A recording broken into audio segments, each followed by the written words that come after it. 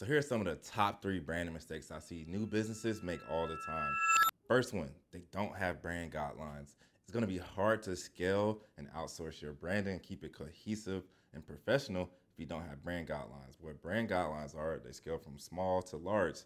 In some companies, new brand guidelines can be anywhere from 15 to 30,000. But on the small end, you just want to have your logos, your fonts that you commonly use for your headers, subheaders, and then actually paragraphs. And then the color palette that you use, the hex codes, you want a primary, secondary, accent colors, different things like that. So those are your brand guidelines. Having those in a nice document, you can do it in Canva or other softwares, but you can send that out to people so now they can actually get your branding correct when they make videos, designs, different things like that. The next one is simple.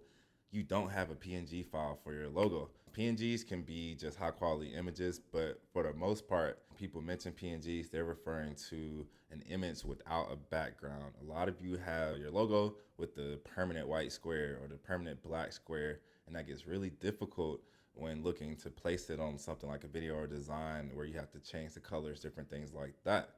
Next is your vector file, and what a vector file is, it's the actual source file that designers can manipulate. It might be like a .ai or something like that, but they can manipulate it and size it up, change it to different sizes for like billboards, wraps, different things like that. Instead of having this teeny tiny small logo that when you blow it up, it gets distorted and it looks bad, and now your branding looks unprofessional.